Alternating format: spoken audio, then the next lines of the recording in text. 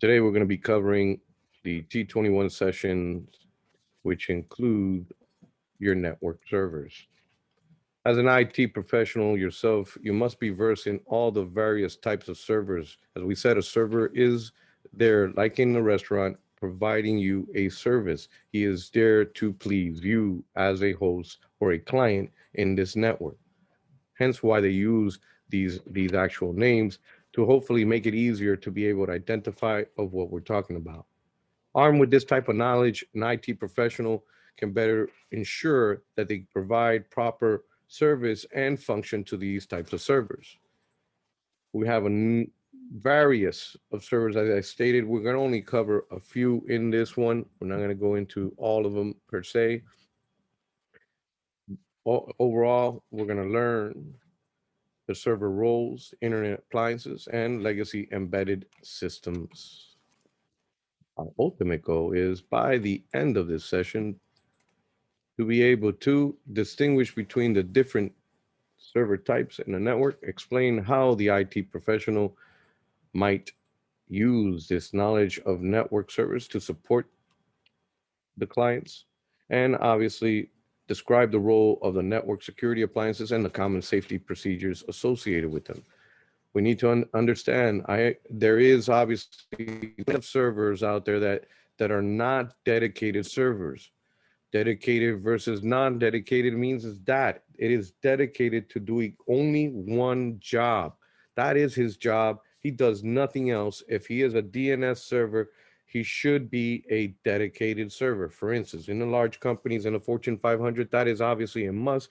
But for your little small mom and pops, you're not going to see that. So you'll probably maybe see a mixture of plenty of these servers, which we consider then a non-dedicated server, since it's dedicated to actually do multiple jobs at one time.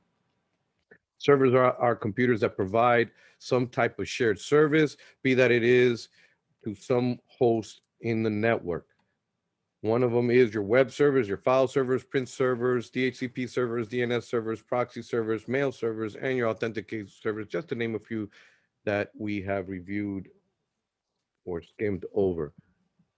Obviously, beyond that, there is other resources within the network, which we're going to be covering.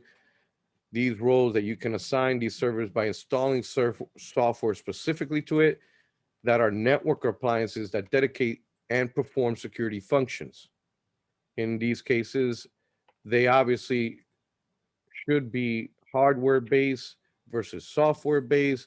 Usually, if you have a hardware based network appliance, it is obviously dedicated to do this job versus a actual host or software base to be able to do these jobs. What are those? As we mentioned before, firewalls.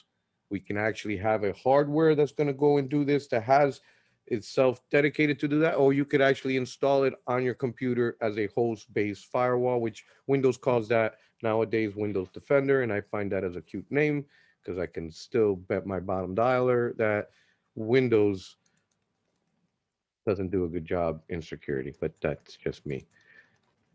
You have your UTMs, which is your Unified Threat Management. I always forget these names.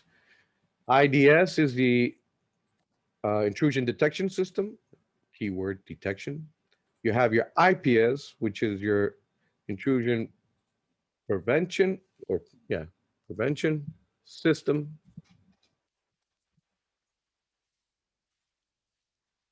And for this, my friends, it will obviously require persistence in your part because obviously to be able to identify these things, you'll notice in the questions that they're going to give you, it's going to give you that it's a server and you need to do this, this, and this. You need to identify, well, is that a file server, web server, DHCP, DNS? What ports need to be open? What type of sharing do they require?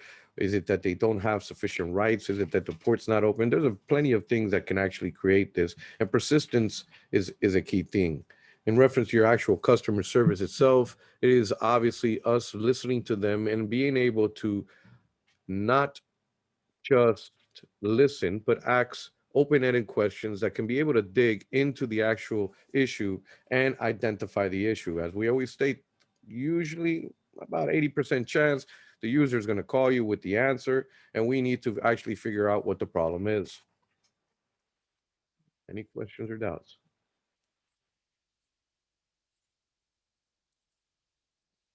So help me out here, please, Kimberly.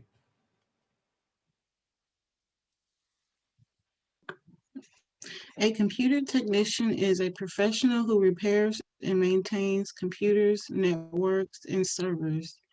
The technician's responsibility with servers may include building or configuring new hardware, installing and updating software packages, and connecting to networks. Understanding different server roles is the first step in order to later configure and manage servers in more senior positions.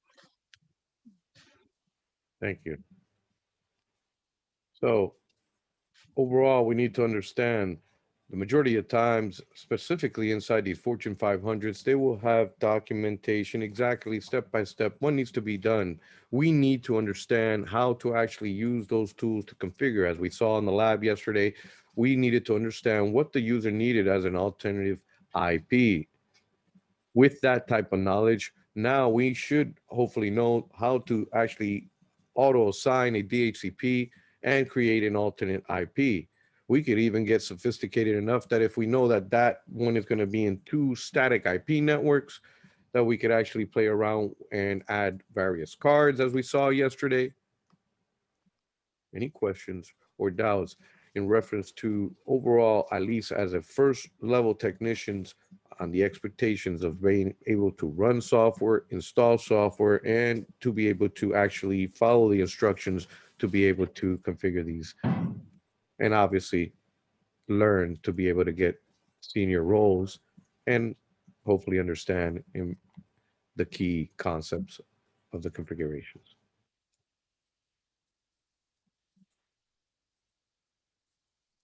So what are the servers here? As we stated a moment ago, we have web servers, and they always say what they are. So his third word is web, and he's a server, so he provide web services. None of these names are out there to trick you, so the name says exactly what it does. Your proxy server does exactly that. It proxies for you. Once again, we are not to be confused at any given time when one of these devices does multiple jobs. That means that this server is no longer a dedicated server. It just means that it is non-dedicated server doing several jobs. Your web servers, Kareem, help me out here, please.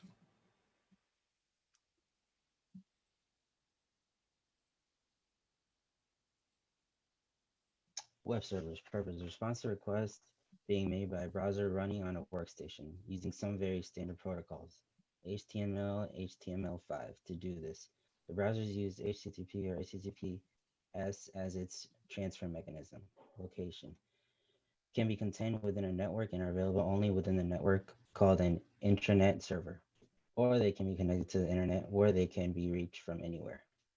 Common functions to provide access to information for users connecting to the server using a web browser, to store web pages on the server, either statically or dynamically. Thank you.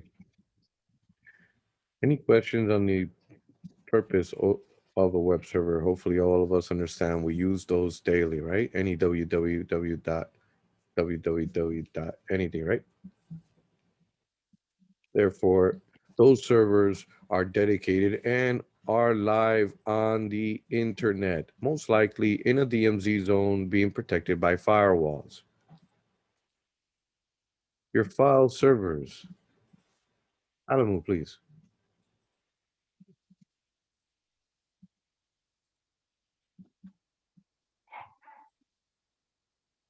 Sorry, did you call my name, Alam? Yes, Oh, please. file servers. Purpose: stores user documents, videos, images, and anything else that a user might want to save for later use on the network drive.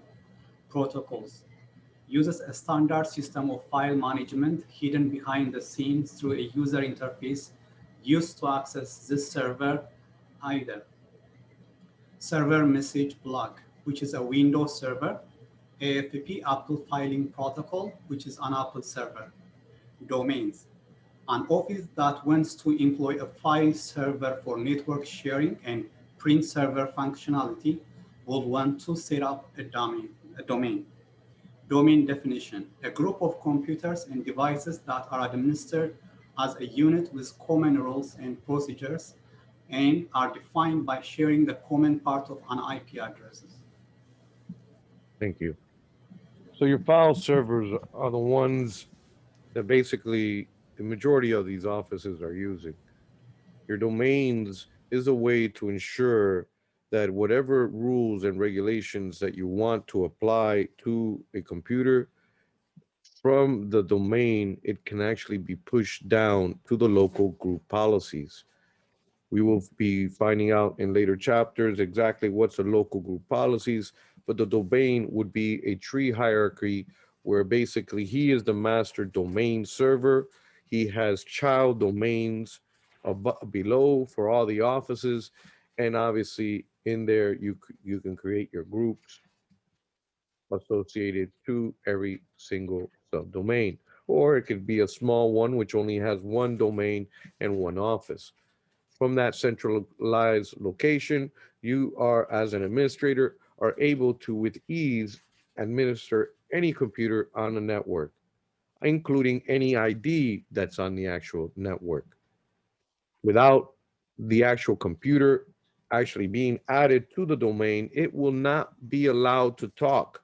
Even if the user was able to go and somehow, or the hacker was able to get himself on the network, with this actual structure, there is a security in place that obviously attempts to keep your data safe. Questions or doubts?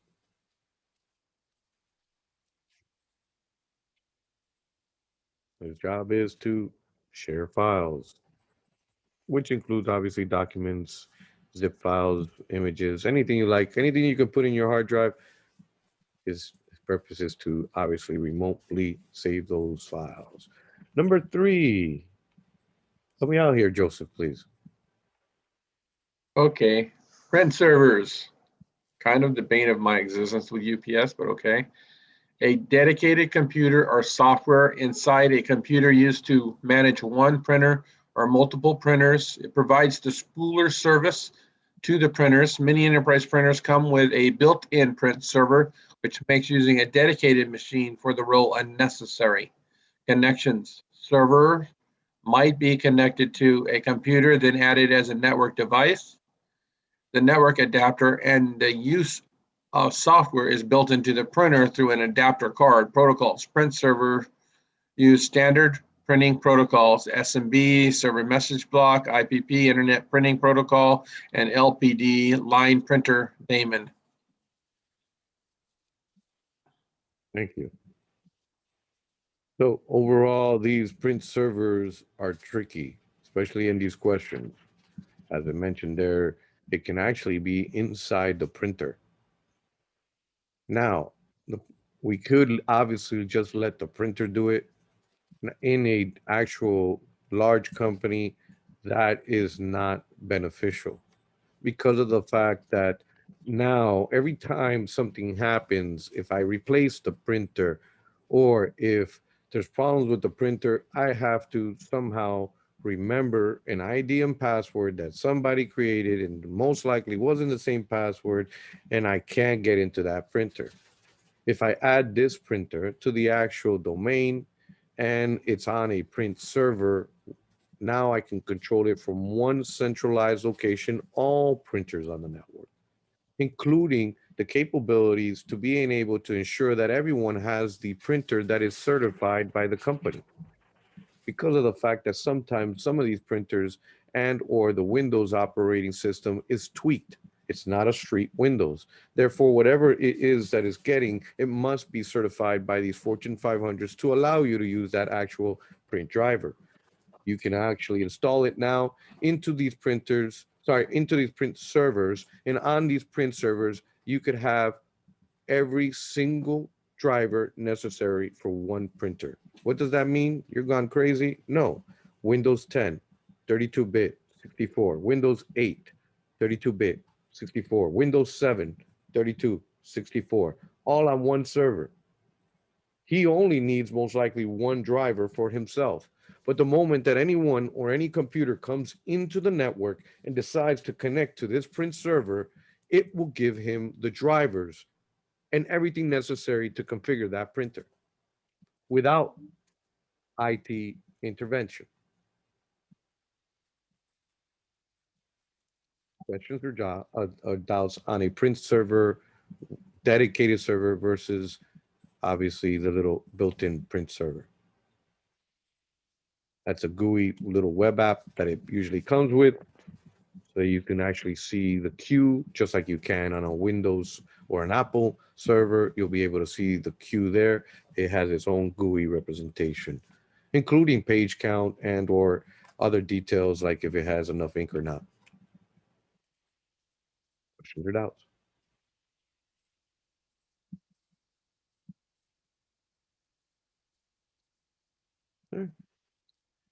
Yeah, I just love this slide. Your DHPC or apparently server. All right, I know it's DHCP, guys. DHCP. Sorry, I don't know who did this little typo. Let's see who can help me with this one. Chris, please. Okay, DHCP servers. Purpose. Servers used to automate the process of providing IP configuration to devices in the network. These servers respond to broadcast-based requests for an IP configuration from internal network devices. Function. It offers the following information to a DHCP client: IP address, subnet mask, default gateway, DNS server. DHCP servers are used in multiple environments. Enterprise. Enterprise DHCP should be running redundant on central servers due to running more than one DHCP server. Home. Home and wireless routers typically run a DHCP service inside of that device to give all of the home devices IP addresses. Thank you. So as we see here, there is, again, for enterprise and a home edition, obviously nobody's going to go and buy themselves a dedicated server at home for DHCP. That'll be ridiculous. You're going to waste so much, thousands of dollars just for that. Therefore, there is a device, which we covered yesterday, which is a Soho router, which has this built in usually in it to be able to facilitate the process. Now, as for your actual Fortune 500 companies, those that have dedicated routers that are actually configured, those sophisticated routers do not provide DHCP. Those routers are dedicated machines to do exactly that. Therefore, they usually have what they call an IP helper. This IP helper is equivalent to saying, this is your DHCP guy. 9 out of 10 times, depending on how large that facility, the Active Directory server inside that building or a dedicated DHCP server, if it's large enough, will be inside that building to be able to facilitate the process while that IP helper is still there configured on that router. I said, Diego, but that guy's there. Yes, but what happens when he goes down? Hence, your IP helper should be configured on that given router to be able to facilitate the process. And now that packet goes out via the actual router to request for you an IP. The DHCP server that's dedicated in the building is obviously communicating to the entire farm, and the lease information is being passed on to every DHCP server. They all talk to each other. Questions or doubts? So just to make sure I understood that right. So in that type of setup, the router uses the IP helper to kind of be a relay for the DHCP server. So it'll kind of get that information and it basically, send it. he knows who's the DHCP server. He knows who's the external DHCP server. The configuration, at least the term within Cisco, when I used to be configuring them, it always was called the IP helper because he's not really the DHCP server of that building. The real DHCP server is inside the building.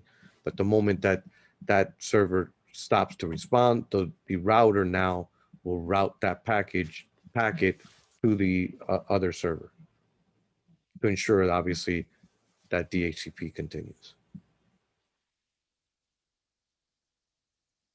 In other words, he needs to know who the DNS server is. So you're configuring technically who the DNS server is for him, so that when DHCP server, if no DHCP server is responding, he automatically knows who to give it to, since he can't do the job himself. Got it. Thanks. No problem. I was about to draw a picture, but that never helps because my Picasso drawings.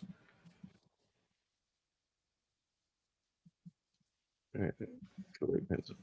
Any other questions or doubts on either a dedicated DHCP server on an enterprise versus the home?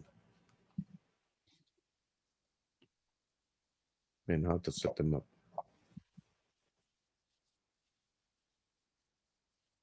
Right. So our DNS servers. Alvarez, please.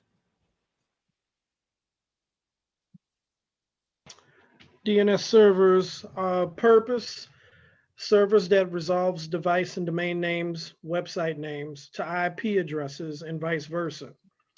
Client configuration. Clients are configured with the IP address of 2 DNS servers, usually through DHCP, and makes requests of the server using what are called queries. The organization's DNS server will be configured to perform the lookup of IP addresses for which it has no entry in its database by making requests of the DNS servers on the internet. Mm-hmm. Thank you. So as we mentioned before, these dedicated servers are usually internal for the intranet. So they'll have their own farm of DNS servers that contain all entries to be able to resolve anything within the network. At the same time, if they're unable to resolve because they don't have the entry at that given time, they have the authority to go out to the internet and request in your behalf that information. As soon as that information comes back to this server, obviously if it's .org, believe it or not, he goes and talks to .org DNS server. There's a farm in the internet that's basically a DNS domain server just for that domain to be able to give you all the names in the internet that are .org. Same thing with .com, same thing .tv. As you can get my point, I can get facetious, but .cr, .ca, all countries have their own DNS server. As soon as he, the one that you just asked for, gets this information, no longer does he need to request that information. It gets replicated across the whole farm. Now that the whole farm has the information, whenever anyone in the company asks for this information and they query the information to the DNS server, it will give them the entry. Obviously, all of this information continues to sync. And before my ice cream truck gets away from me, we'll take a 5-minute break.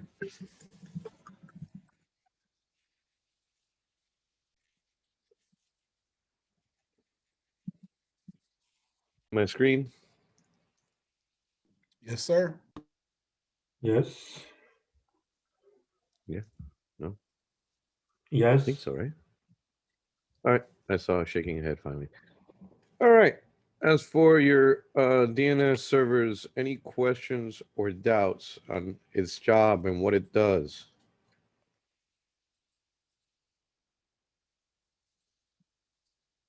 Everyone understands? Perfect.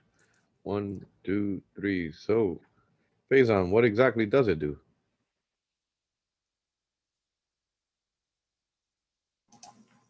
If I understand correctly, it pretty much just tells you the IP address of a website and vice versa. I'm sorry, hold on a second. You guys hearing me? Because I can't hear you now. This is ridiculous. We hear you just fine.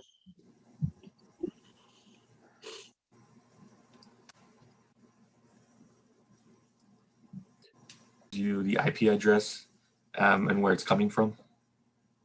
Yes, it tells you the IP address, and with that, you could know where it's coming from, and it does it the other way around. So if I give him the actual IP address, he'll give me the name. He'll do it both ways. All right, cool. Proxy servers. Muhammad. Yes, sir. Purpose a server that makes an internet connection on the behalf of user in a network. Benefit: prevents user from making direct connection to the internet and provides a point of exit at which you can control their access in a virtual variety variety of ways. Variety. I'm sorry. Variety of ways. Mhm, Thank you. mhm. A company large enough to use a proxy service uses it as an intermediate server as follows. 1. Client makes the request to the proxy.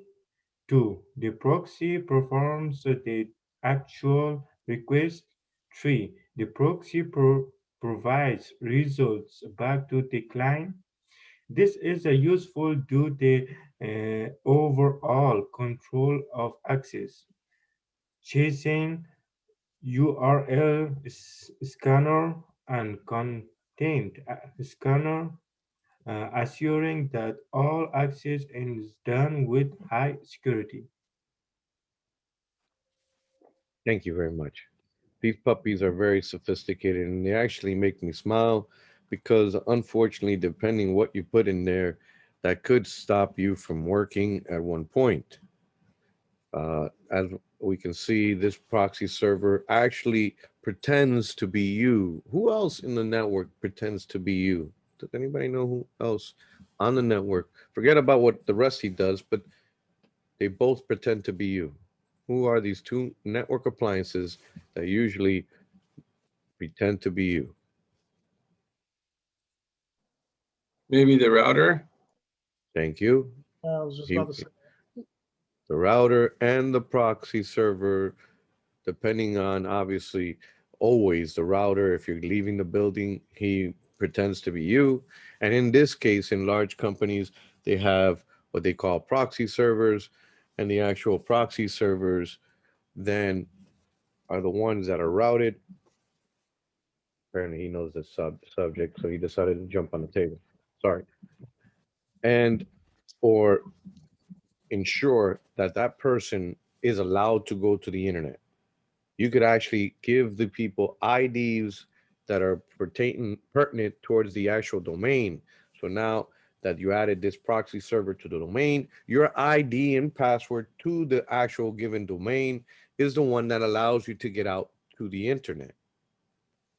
With this, they also have the capability not only to stop people that are not supposed to go to the internet, now stop you from actually going to a site that's on the internet that you shouldn't be going to. Now, the funny thing that I can give you and what's cute about these things is that unfortunately, some people come up with some cute names for actual companies. Hence the name Jabra. Jabra or Jabra, or however you want to pronounce that word, I call it Jabra.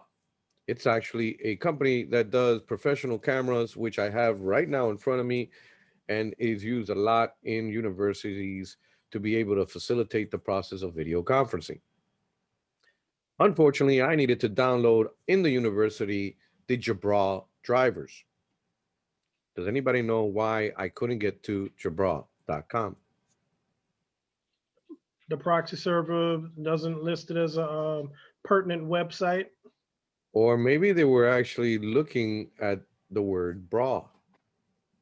Oh, really? Blacklisted the word bra. They blacklisted the word bra. And then as soon as it read that, since it is a university where schools, where kids are on that same network, they're Oh, wow. making sure that it's locked down. You should have seen my face at first. I was like, I was baffled. I was like, wow, this is down. Then I went to my phone. I go, no, it's up. Like, what the? Wait, how do you Then spell Jabra? Is Jabra? Jabra. No, that's the same reason people get blocked on emails in big companies using words like that. Yeah. I can see I maybe think a literal I might have word brought this up earlier. in the word. Yeah, I that's the only thing that can be stopping me because the internet was allowing me. And the reason I knew it wasn't the computer that wasn't allowing me was that it had a Wi-Fi card and I disconnected the physical network cable and I shared my mobile hotspot and boom, Jabra.com was up. The same thing happened, I think, with YouTube and Google, where they were trying to stop people looking up for firearms and stuff like that. And you couldn't look up Gundam Wing, which is an anime.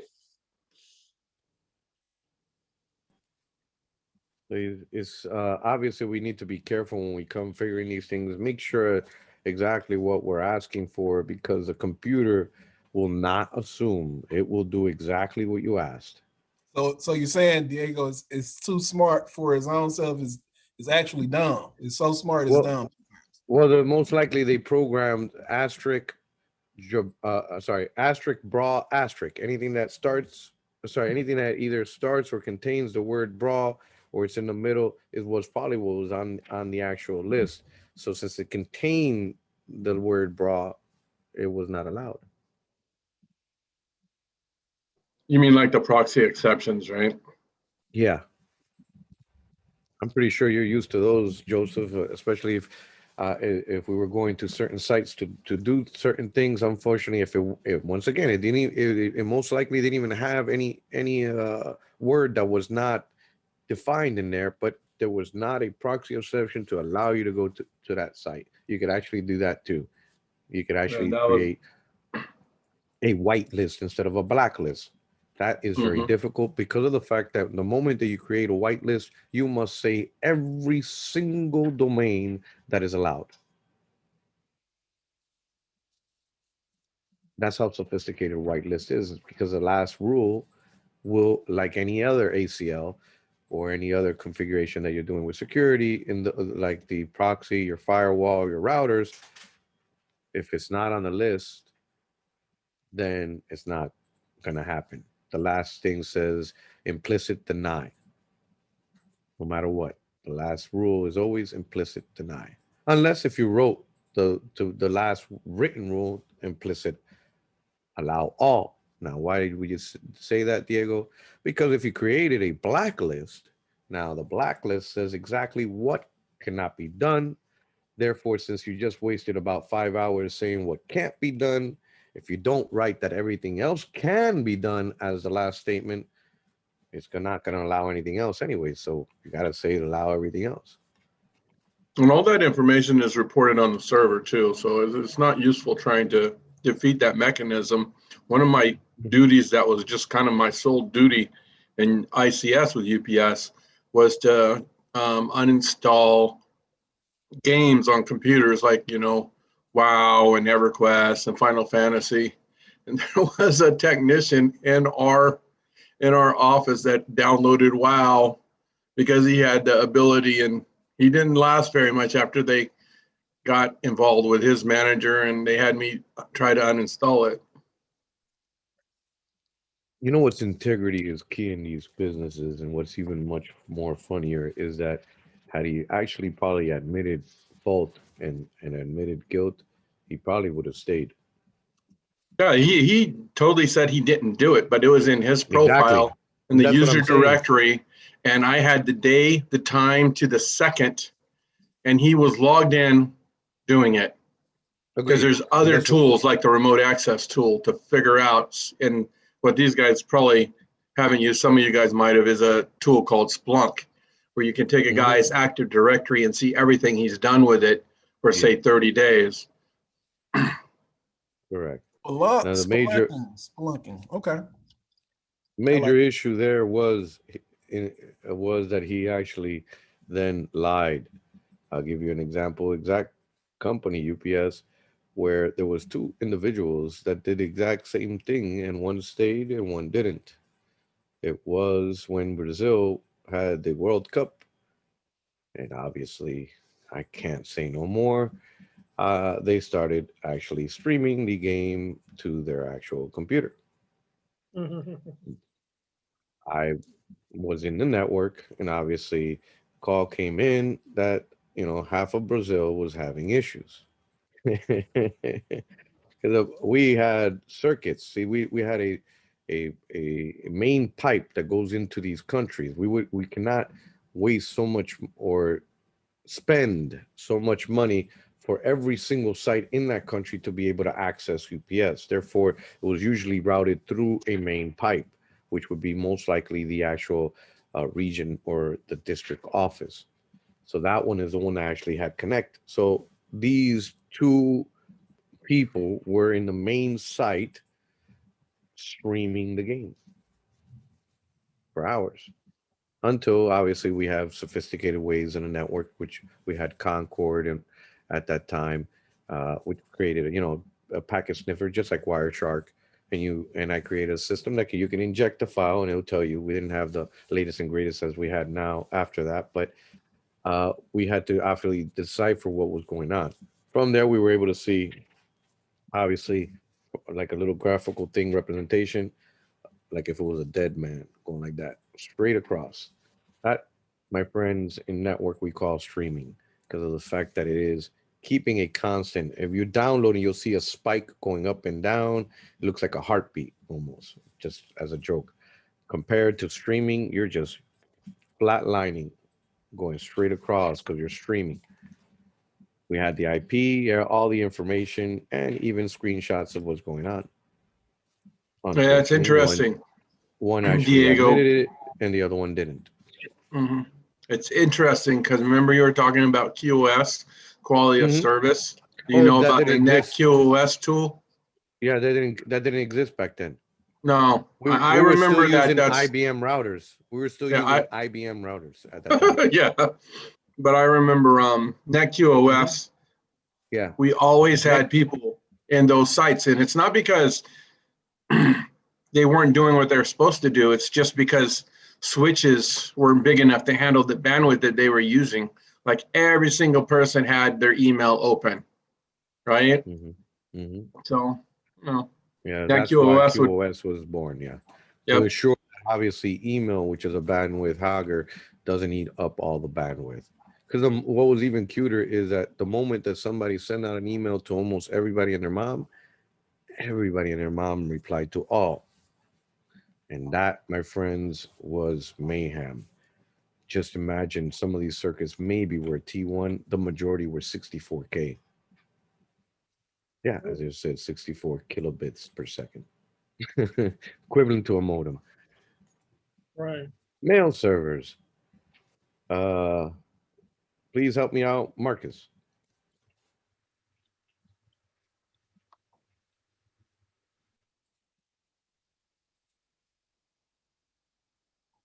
Mr. Rashid, please. Mail servers. Purpose. Servers that run email server software and use SMTP to send and receive email on behalf of users who possess mailboxes on the server. Client configuration. Those users will use a client email protocol to retrieve their email from the server.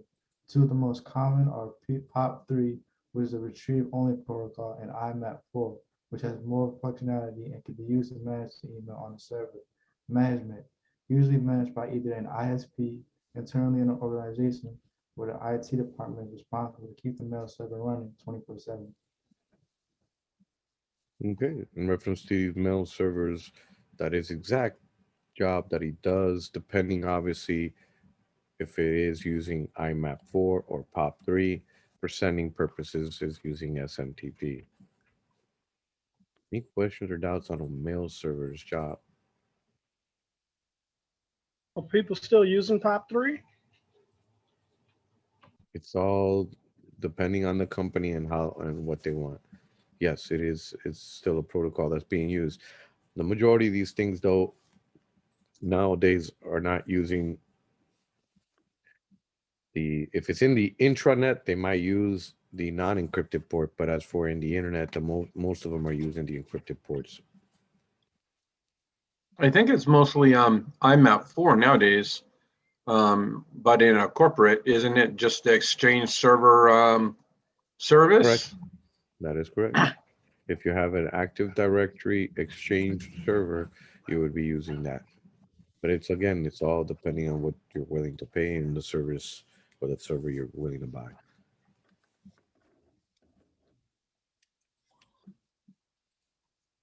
Any other questions or doubts? Right.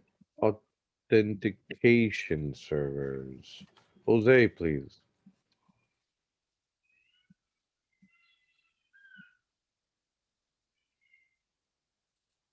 Oh, you're still on mute. I saw you talking, but Hello? yeah. Yay, thank you. Purpose, a server that accepts and verifies the credentials of users. Typically, it not only authenticates them, but also provides them with access to resources using single sign-on. Example, Windows Active Directory. Single sign-on allows a user to authenticate once and not be required to authenticate again to access the resources to which they have been given access. When to use. This is not required on a small business or home network, but is almost always on an enterprise service. When an employee needs to have access to a certain set of files, the server will use a set of redundant servers to authenticate the user's credentials, allowing access. Thank you very much. Now these puppies are pretty cute and very useful. Why would I waste my money on this? Because of the fact that then it's as annoying as possible that every single server there on the network is being used as an actual authentication server. Microsoft uses what they call Kerberos, and it has a ticket granting ticket. Basically, when you authenticate, it says that you. So it's just as you got your little badge, you walked into work. Now, that says it's you. That's all it says. As soon as you go and scan your card against the actual card key at that door, will it let you in? A lot of these servers do both jobs. It allows you to authenticate and it authorizes you to actually get into these resources. The majority of them, since they are dedicated, then they just say who you are exactly, and it provides that information. It says and guarantees with this certificate that you are you. Now that you say you are you, the moment that you go to a server and present your credentials, which is equivalent to going into this map drive, that certificate gets sent to make sure and used as a key to be able to get into this server. That's what this server does, is authorizes you and it assures that you are able and do you actually have the rights to do what you want to do here. Without that information, you're as useless as a doornail on the actual network. These things also have their own little encryption and I believe a time. Therefore, if it gets hacked with a replay attack, most likely the server will not accept the request. Any questions on an authentication server's role? This will not be used in a small site. Makes no sense. This is a dedicated server to be able to allow anyone in the network to authenticate in the building.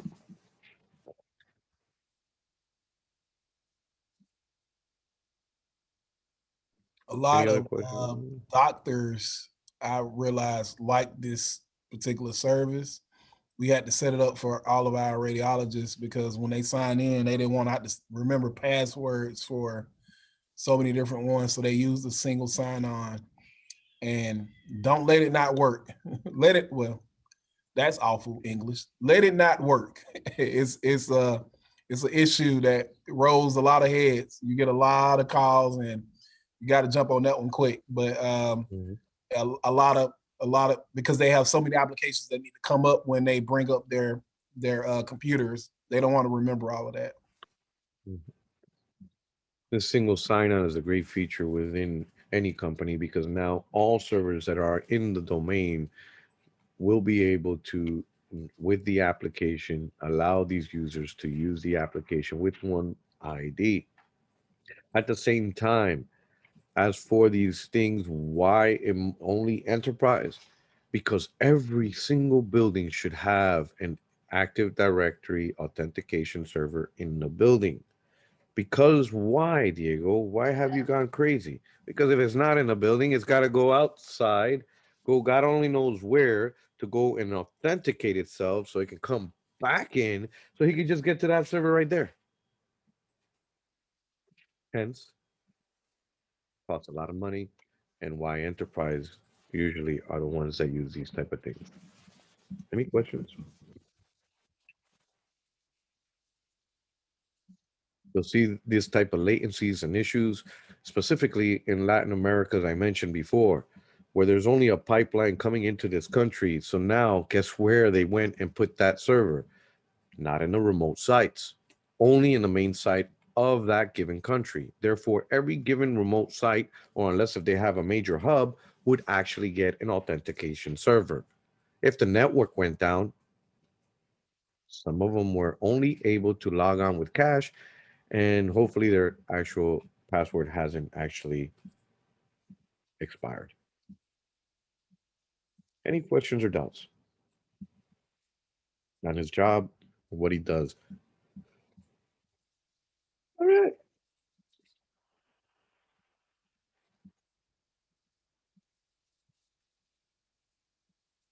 Time to share. How many types of servers are there?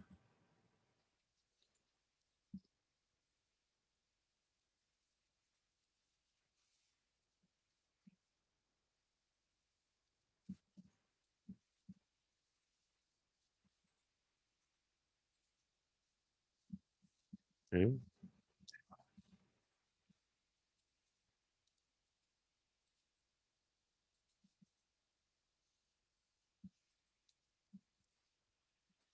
You can name anyone. You just double click into the thing. I believe you could click on little post-it notes and create your own. You go hi here and hit save. Have I lost everybody?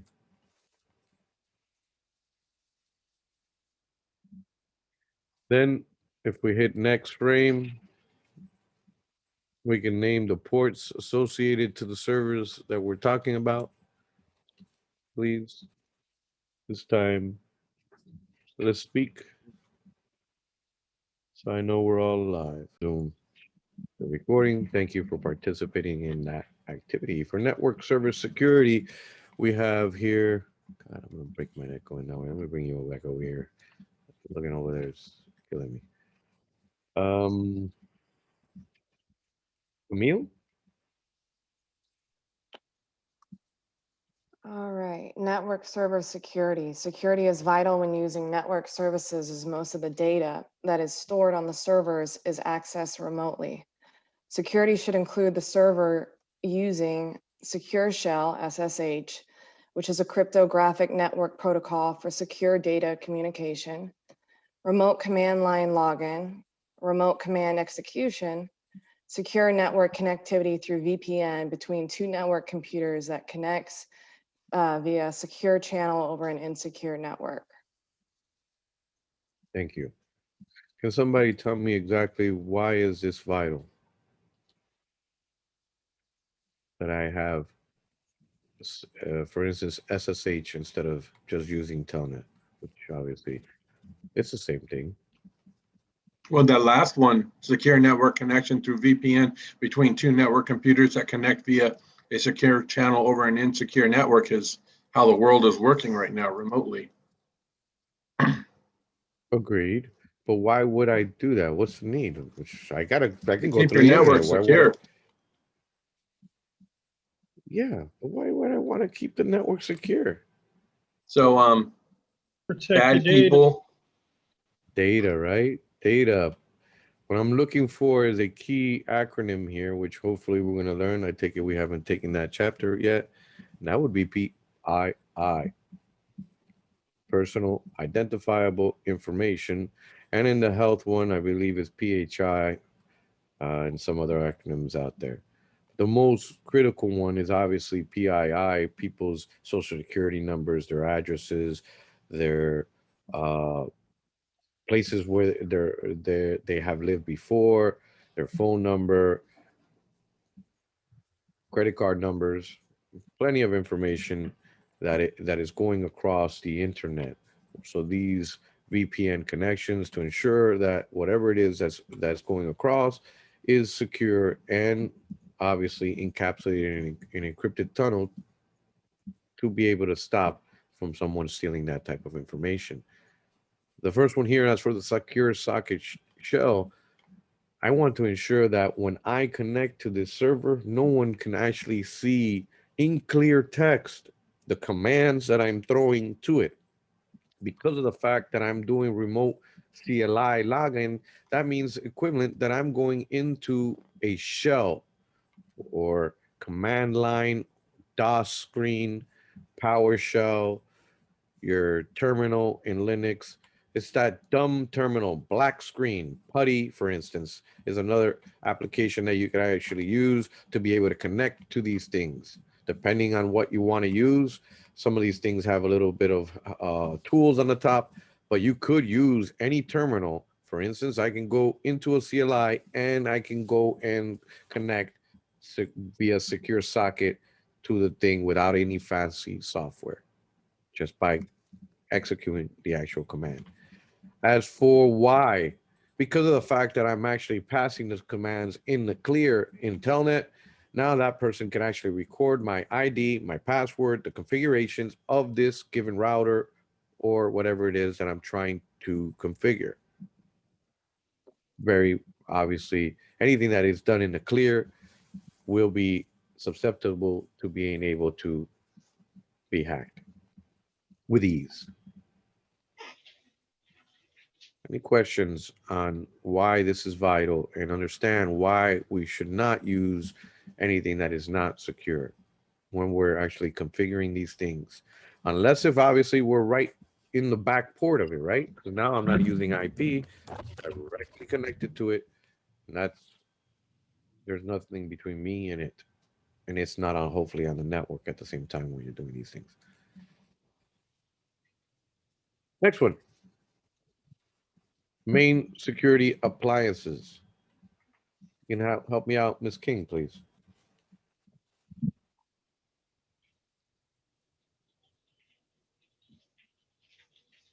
Many of the exports that come into work environment are coming across a network, especially from internet. That is the reason to have special devices to look for these types of exploits. The most common network security appliances are Firewall, intrusion detection system, intrusion prevention system, and UTM. Thank you. As for your firewall, we have mentioned that one several times. All these devices, I believe all of them can be software and hardware at the same time. I haven't really seen well, yeah, UTM when you buy those softwares like the malwares that have all that extra stuff in it, that would be considered a UTM kind of software. What are those things? We'll get into them in detail now. You can please help me with this one, David.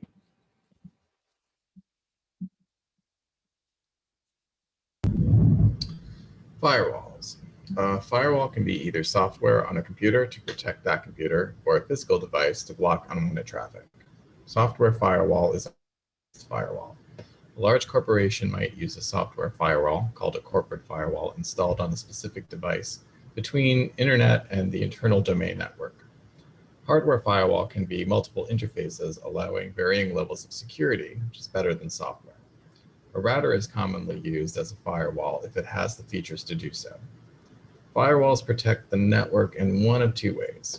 Packet filtering firewall to inspect traffic based solely on a packet's header using ACL rules. Stateful firewall allows traffic originated from inside the network and blocks traffic originated on internet.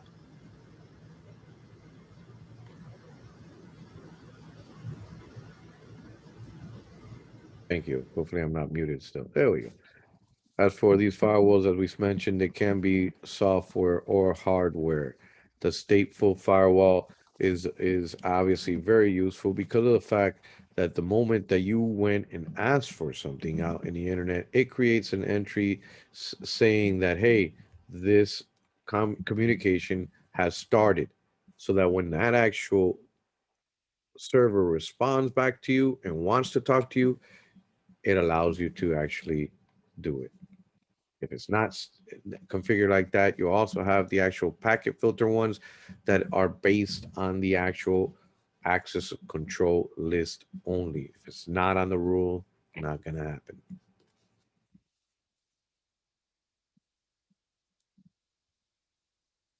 Questions?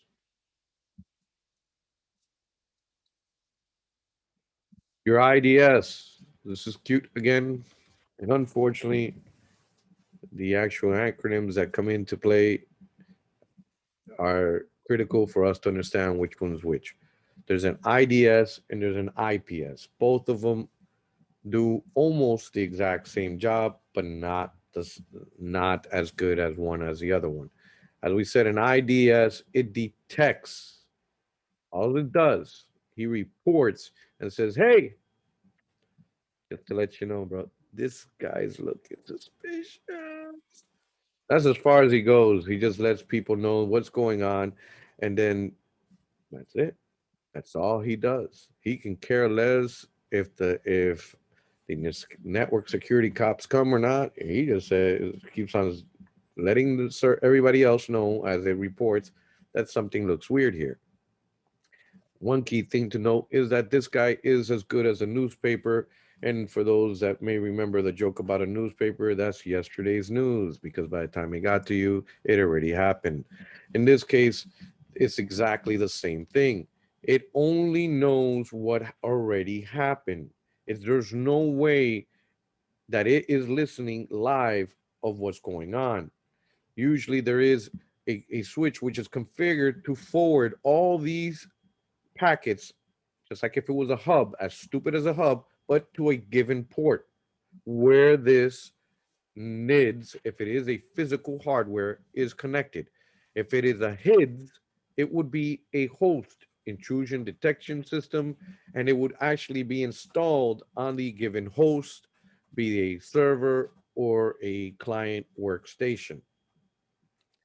Once again, it only detects, doesn't matter if it's a NIDS or if it is a HIDS, he only detects and reports based on whatever they put it has as rules to say, hey, there's something weird here.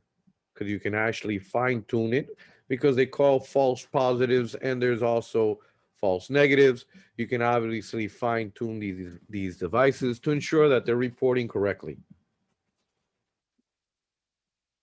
Some of them are actually learning, and there is some more sophisticated ones which have heuristic learning and allow them to actually learn and say, hey, this has never happened here before.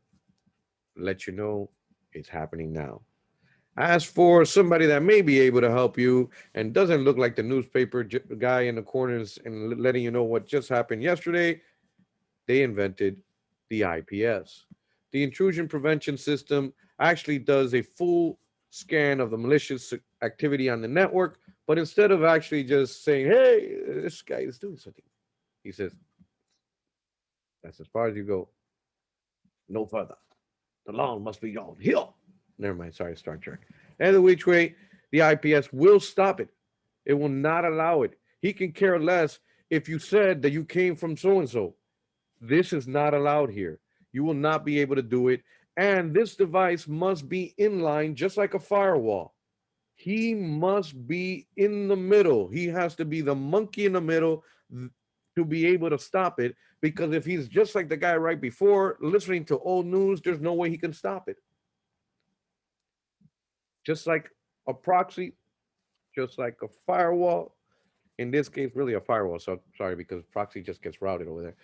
This guy's got to be on the line. He's got to be in the middle. If not, he's useless. It's called inline. And I think one is, what is it called? Promiscuous mode is what the switch is on, or the card, versus here it has to be inline and active. The other one is not active. Some other keywords they always throw at you, some weird words. Any questions? So I do apologize. Unfortunately, the network name, since it is network and it is an IPS, his name is NIPS. And if it is a software-based one, And if it is installed on a computer, it's called HIPS. Keyword, obviously, H on both of them means the host. So HIDS would be a host intrusion detection system, a software that is installed somewhere. A NIDS is a network intrusion detection system, which is a physical hardware that's actually doing the job. A NIPS is a network intrusion prevention system, which is again inline on the network appliance, and a HIPS would be actually installed on the given host or server. Any questions or doubts before we proceed on those two and the variances of their jobs, since they almost sound the same but different?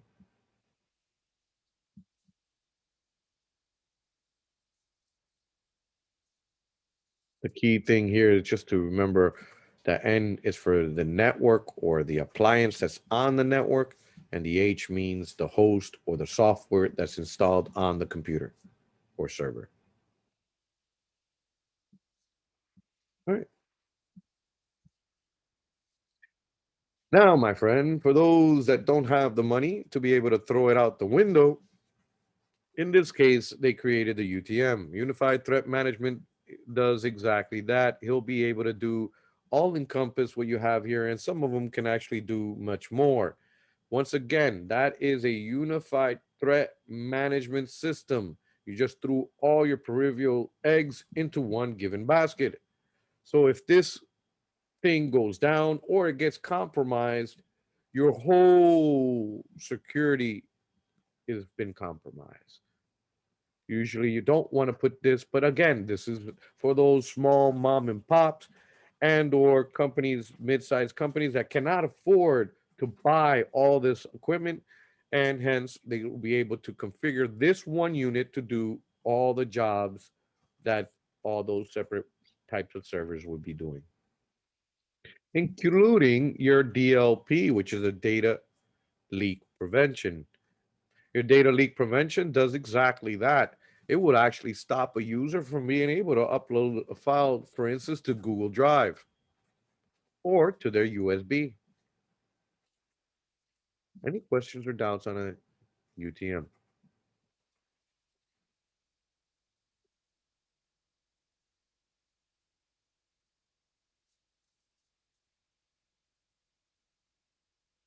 So what's the difference between the antivirus and the anti-spam? It's not,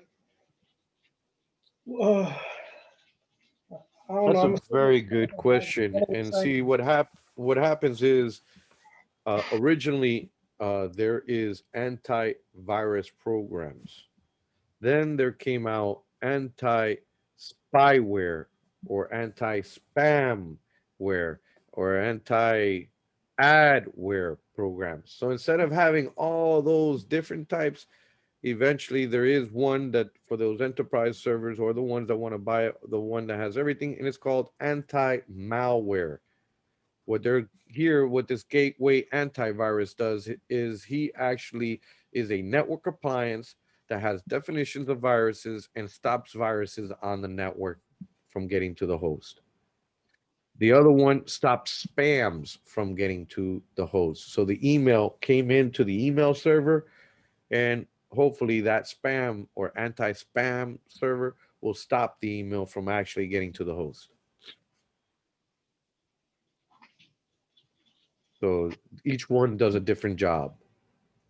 So as for the family of all these softwares that do malicious stuff to us, they now call it anti-malware, which encompasses viruses, spam, and all that other stuff that can happen to us. Any other questions on any of the Yeah, servers one question. Would the content filtering be similar to what the proxy does? Correct. Okay. Thank you. That's because of the fact that, once again, I don't need a proxy server. I'm a small company, but I want the content filtering portion of that actual proxy server. So now that feature is here so that I can be able to make sure that when the next time Diego decides to go and download drivers from Jabra, he can't do that anymore.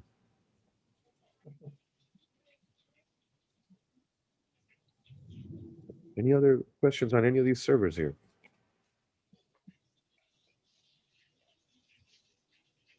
Load balancing, hopefully we all remember. I think I mentioned that guy yesterday. Load balancing does exactly that. He is there to direct traffic. It is such sophisticated that he could actually have all servers hot, ready to go. Or he could have, maybe if he had 5 servers in his farm, he could have 2 on standby and 3 that are actively hot, so that when one of them goes down, he'll just bring up the actual warm one that's there sitting ready to go. Or if it gets really bad, he could just start turning on more servers onto the network so he can actually balance and not bombard just one given server. Usually, this is in an enterprise world. You would have a load balancer by himself. Once again, this is a small company, and now this device gives them that opportunity to be able to do that.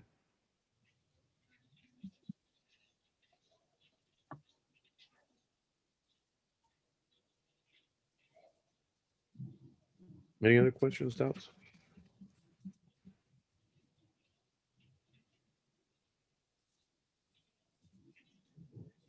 All right.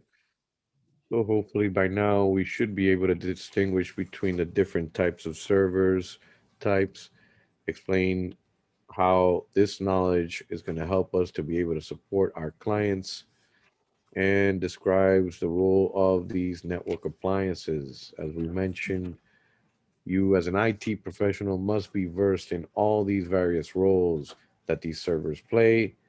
And we need to ensure to understand what a web server is, a file server is, a print server, DHCP server, a DNS server, a proxy server, mail server, and authentication server for the actual A+.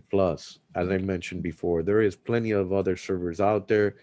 We can go into details if you like at any point and you want to ask me any questions about the other ones. But as for the purpose of the ultimate goal, understanding these are key before we can obviously proceed to understand any other ones. As for the network appliances, we mentioned the firewalls, your UTMs, IDS, and IPS. Yeah, and obviously those, how they play on a given network.